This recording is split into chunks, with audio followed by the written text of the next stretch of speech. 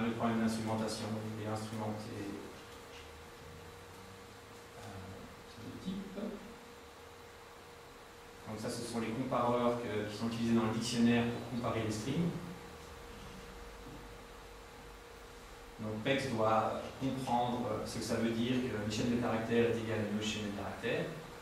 Elle va commencer à générer des systèmes de fichiers avec des contenus qui normalement devraient amener des choses intéressantes, mais apparemment pas du tout.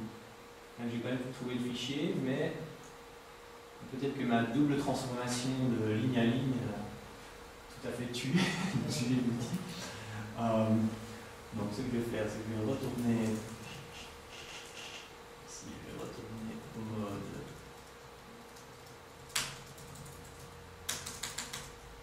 un peu plus simple. Ok.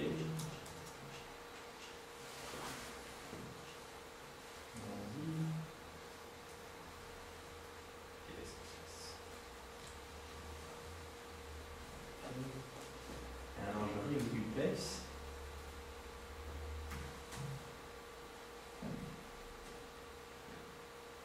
Donc ce que je m'attends à voir ici, c'est que PEX génère un système de fichiers qui contient voilà. Évidemment, mon assertion est tout à fait fausse, mais il contient des... donc, il a généré... J'ai raté. Ici, on peut voir, donc, PEX a vu qu'il y avait une branche qui requiert un fichier appelé cmagap et dont la valeur contient foo égale 2. Donc ça, c'est vraiment notre but. On est quand même en recherche, donc on a des grands projets. Si vous écrivez des modèles en utilisant notre framework, ce qu'on espère faire dans le futur, c'est de pouvoir dire, ben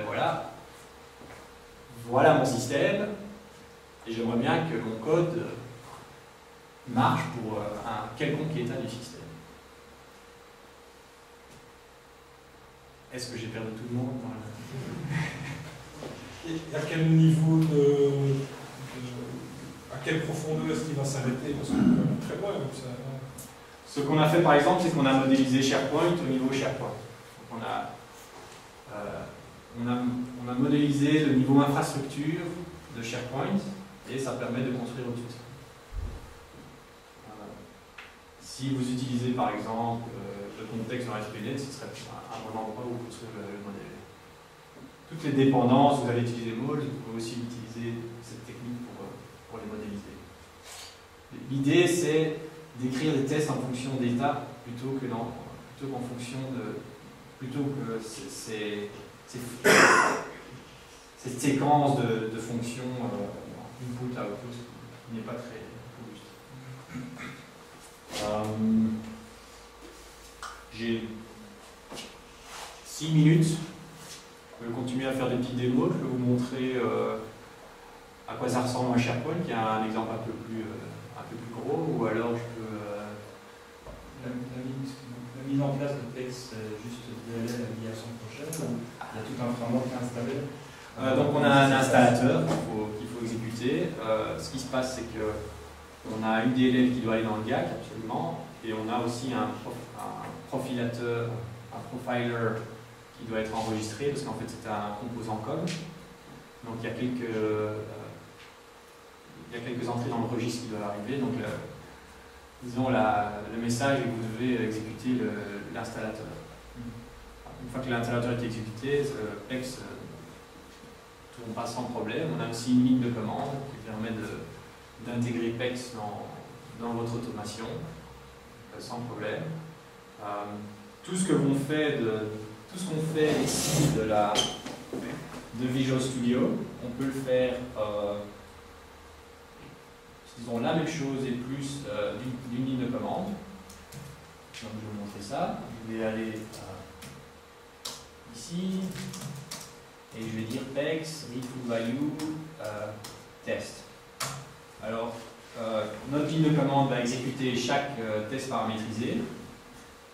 Donc ici on va exécuter par rapport à Node.4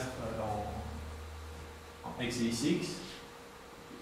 À la fin de cette exécution, on génère un gros fichier HTML, ou ça génère un fichier XML qui permet d'analyser les données de plusieurs manières. C'est l'outil principal qu'on utilise pour nous utiliser PEX.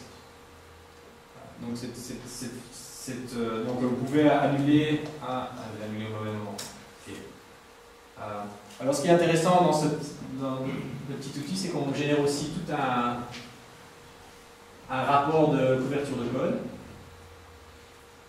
dans le fichier. Donc je vais attendre que celui-ci finisse et alors je vais passer sur CTRL-C. Donc on appuie sur CTRL-C, on annule l'exécution, on génère quand même le rapport. Le rapport est plein de chiffres dans tous les sens, mais en gros vous avez les statistiques globales de l'exécution, donc 3 explorations, vous avez des tests paramétrisés, 30 tests générés, 22 tests qui ont échoué. Vous pouvez aller driller dans chaque classe de test et vous donne par test paramétrisé la table de données qu'on voit dans Visual Studio. Aussi un log détaillé de tout ce qui s'est passé. Donc par exemple, quand on détecte un test, on vous donne aussi un stack qui vous permet de voir précisément à quelle ligne ça a sauté. Et alors, ce qui est très intéressant, c'est qu'on vous donne une couverture par test. Donc là, vous pouvez avoir les données dans combien de blocs vous avez couverts dans chaque fonction, ou alors si vous avez des symboles et des sources, vous pouvez aller voir la couverture de code effectuée par cette méthode. Donc quand vous n'atteignez pas 100% et que vous posez des questions, vous pouvez utiliser ces rapports pour aller, ou alors simplement sans avoir à exécuter la couverture de code MSTest. Ce qui est très important à comprendre dans le rapport, c'est qu'on vous donne une couverture dynamique, il reste 2 minutes. Donc on ne connaît que le code que l'on a exécuté. Donc ça veut dire que si on n'a pas exécuté de code, on ne va pas le considérer dans la somme. Donc si votre test, disons que vous avez 1 million de types dans votre assembly, mais vous ne en testez qu'une, et vous testez toutes les méthodes de ce type-là, vous aurez 100% de couverture de code, bien qu'en réalité, vous avez pas mal de code qui est mort. Si vous voulez des chiffres officiels de couverture de code, il faut utiliser les outils officiels qui sont Visual Studio. Donc les rapports HTML sont assez puissants pour analyser ce qui s'est passé dans un run de PEX ou dans un run de build. Il y a aussi une table des exceptions. Donc si vous appliquez massivement PEX à votre code, on vous donne une table de toutes les exceptions qu'on a trouvées. Clairement, les null references, c'est jamais un bon signe. Les arguments out of range non plus. Donc ça vous permet de rapidement driller dans votre code et d'aller chercher ce qui n'a pas marché. Il y a pas mal de moyens d'utiliser PEX. Donc, je n'ai pas du tout parlé de l'approche TDD et PEX, mais c'est tout à fait possible. Donc, TDD et PEX, c'est très simple. Quand vous écrivez votre test, vous l'écrivez paramétrisé. Et vous appliquez PEX dessus. PEX va générer une suite de tests. Probablement, un de ces tests sera un test qui échoue. Donc, vous pouvez réparer votre code par rapport à ce test unitaire. Et ensuite, une fois que ce test passe, au lieu de réécrire un test, vous allez juste réexécuter PEX. Il va probablement trouver la prochaine faute. Donc ça raccourcit la boucle TDD. Et est-ce qu'il y aura des directives pour dire à PEX, bon, bah,